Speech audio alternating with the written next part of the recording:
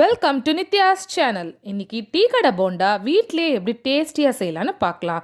இது ரொம்ப காரசாரமாகவும் சூப்பராக இருக்குங்க, மழை காலத்துக்கு ஏற்றது.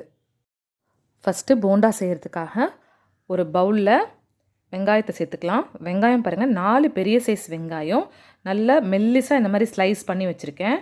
இதை இந்த மிக்சிங் பவுலில் சேர்த்துக்கலாம். ஃபஸ்ட்டு பவுலில் சேர்த்ததுக்கப்புறமா அந்த ஆனியனை நம்ம கை வச்சு நல்லா அதை பிசைஞ்சு விடணும். அப்போ தான் அந்த ஆனியன் நல்லா பிரிஞ்சு வரும். அதுவும் இல்லாமல் தண்ணி விடும் அதுலேருந்து. பாருங்கள், ஆனியன் நல்லா உதிரி உதிரியாகிடுச்சு.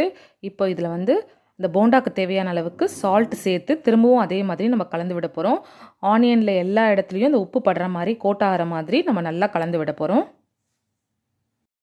நல்லா பிசைஞ்சதுக்கப்புறமா பாருங்கள், இப்போ இதில் 3 பச்சை மிளகா நல்லா பொடி பொடியாக கட் பண்ணி சேர்த்துக்கிறேன்.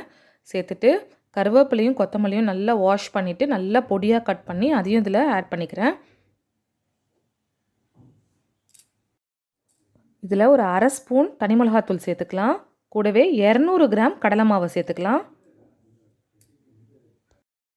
அந்த கடலை மாவு கூடவே ஒரு 2 ஸ்பூன் அரிசி மாவு சேர்த்துக்கலாம்.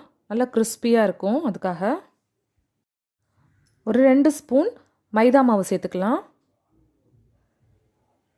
எல்லாத்தையும் நல்லா பைண்ட் பண்ணும். பாருங்கள், இது எல்லாத்தையும் நல்லா தண்ணி சேர்க்காமல் ஃபஸ்ட்டு மிக்ஸ் பண்ணிக்கலாம்.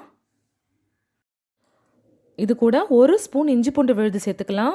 சேர்த்துட்டு இது எல்லாத்தையும் நல்லா மிக்ஸ் பண்ணிக்கலாம். இது வரைக்கும் நம்ம தண்ணி சேர்க்கலை. இதுக்கப்புறமா நம்ம கொஞ்சமாக தண்ணி சேர்த்து நம்ம கெட்டியான பதத்துக்கு பிசைஞ்சிக்க போகிறோம். தண்ணி ரொம்ப கொஞ்சமாக தெளித்து இதை ஒரு போண்டா பதத்துக்கு பிசைஞ்சிக்கணும். எல்லாத்தையும் நல்லா மிக்ஸ் பண்ணிக்கலாம். பாருங்கள், இந்த அளவுக்கு பிசைஞ்சிக்கணும். ரொம்ப தண்ணியாகவும் இருக்கக்கூடாது, ரொம்ப அந்த பக்கோடா போடுற மாதிரி உதிரி உதிரியாகவும் இருக்கக்கூடாது. பாருங்கள், கையில் இந்த மாதிரி உருட்டி ஆயிலில் போடுற அளவுக்கு இருக்கணும். போண்டா பொரிச்சு எடுக்கிறதுக்கு எண்ணெய் நல்லா காஞ்சிருச்சு. இப்போது ரஃப்பாக ஒரு ரவுண்டாக உருட்டிட்டு எண்ணெயில் போட்டு எடுத்துடலாம். இந்த ஆனியன்ஸ் ரொம்ப மெல்லிஸாக இருக்கிறதுனாலையும் நிறையா இருக்கிறதுனாலையும் கரிஞ்சிடும். அதனால் போண்டாவை போட்டதுக்கப்புறமா நம்ம லோ பண்ணிக்கலாம் ஃப்ளேமை. அப்போ தான் உள்ளெல்லாம் அந்த கடல மாவு நல்லா வேகும். ஃப்ளேமை லோ பண்ணிவிட்டு நல்லா வேக வச்சு நல்லா கிறிஸ்பியாக ஆக்கி நம்ம எடுக்கணும். தீயக்கூடாது, கிறிஸ்பியாக இருக்கணும். போண்டா பாருங்கள், ஒரு சைடு நல்லா வெந்துருச்சு. இப்போ இதை திருப்பி விடலாம்.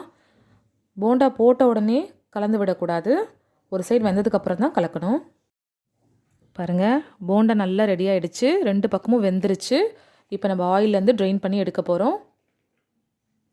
இது லோ ஃப்ளேமில் வச்சா தான் வெளியில் தீயாமல் உள்ளே நல்லா வெந்திருக்கும்.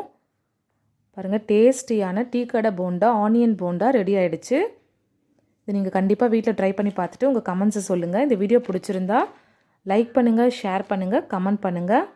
இது வரைக்கும் நித்யாஸ் சேனலை நீங்கள் சப்ஸ்கிரைப் பண்ணலன்னா சப்ஸ்கிரைப் பண்ணிக்கோங்க. கூடவே இந்த பெல் ஐக்கானையும் ப்ரெஸ் பண்ணிக்கோங்க. அப்போ தான் நான் போடுற வீடியோஸ் எல்லாம் உங்களுக்கு உடனுக்குடன் வரும். இன்னொரு இன்ட்ரெஸ்டிங்கான வீடியோவில் உங்களை சந்திக்கிறேன். அது வரைக்கும் பாய்.